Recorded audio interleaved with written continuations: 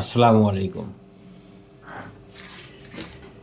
আমাদের বাংলাদেশে এখন বেশ কিছু নির্মাতা যারা খুব ভালোভাবে ডিফারেন্ট টাইপসের পাওয়ার প্রোডাক্ট করতেছে।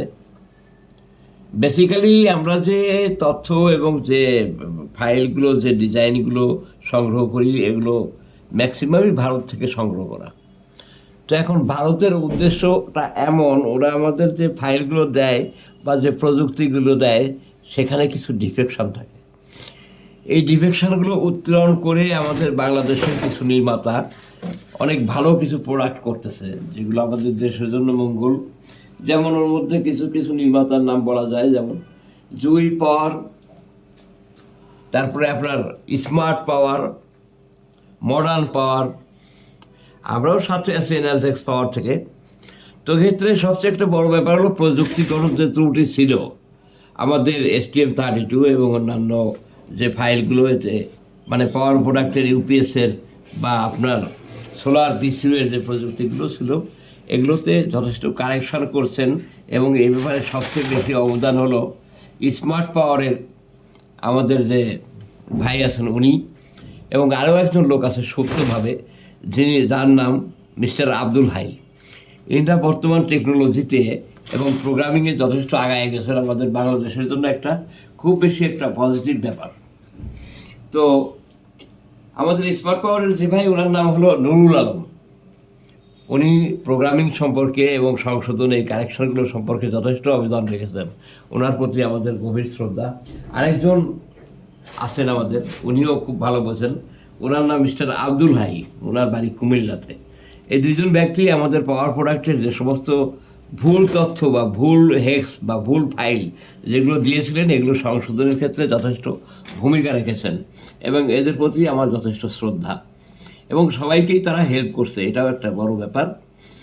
এই আর কি, এটা আমাদের ইউপিএস প্রোডাক্ট।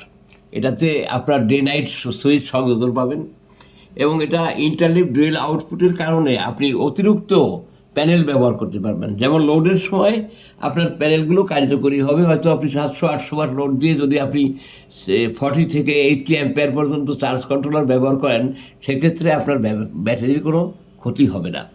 তাছাড়া এটা সবগুলো ব্যাটারি আপনি সিলেক্ট করতে পারবেন। Auto battery, tubular battery, lithium battery selection করলেই আপনার সেই অবস্থানে চলে যাবে। ডে নাইট সুইচটার কার্যকারিতাটা হলো, আপনি দিনে আপনি সোলারে চান, রাত্রে গ্রিডে চান, তাই না? তো এটা যে অটোমেটিক আপনাকে সুইচ অফ অন করা থেকে বিরত থেকে আপনি ডে নাইট মোডে দিয়ে দিলে, এটা দিনে সোলারে চলে যাবে, মানে সোলারে চলে যাবে, depends on the solar light. এখন একেবারেই যদি সোলার না থাকে, অন্ধকার থাকে, তাহলে কিন্তু যাবে না। এটার আরও একটা ভার্সন আসতেছে, আপনার চার্জিং অ্যাম্পিয়ারের উপরে ভিত্তি করে ট্রান্সফার হবে। আরেকটা সুইচ থাকবে, আরেকটা থাকবে। এর পরবর্তী ভার্সনে ডাইরেক্ট হাইব্রিড মোড। আপনি দেখতেছেন যে পর্যাপ্ত আলো আসছে, পর্যাপ্ত অ্যাম্পিয়ার আপনি সোলার থেকে পাচ্ছেন। ব্যাটারি চার্জ হতে শিফট হতে একটু সময় লাগবে, আপনি ডাইরেক্ট হাইব্রিড মোডে দিয়ে দিতে পারবেন। এই সংশোধনগুলো আমরা করেছি ইনশাল্লাহ। এবং এখন আমাদের 360, STM32, সোলার PCU এবং MPPT-গুলো খুব ভালোভাবে চলবে। এক্ষেত্রে আরেকটা কথা সবচেয়ে গুরুত্বপূর্ণ, আমাদের দেশে থেকে পণ্য কিনে আপনি যদি কোনো সমস্যায় পড়েন, সেটা আপনারা সমাধান পাবেন 1 দিন বা 2 দিনে। কিন্তু বাইরের পণ্য কিনে আপনারা এর সমাধানগুলো পাইতে আপনাদের অনেক কষ্ট হবে। আর তাছাড়া ইন্ডিয়ান ম্যাক্সিমাম ইউপিএসগুলোতেই, সোলার PCU-গুলোতেই আপনার চার্জ কন্ট্রোলারটা, ছোট্ট একটা charge controller, PWM charge controller দিয়ে তারা আপনাদেরকে দিয়েছে, যেটা আপনাদের লোডে সোলারের যে এনার্জি ব্যবহার এবং পাওয়ার সেভিংয়ের ক্ষেত্রে যথেষ্ট নয়।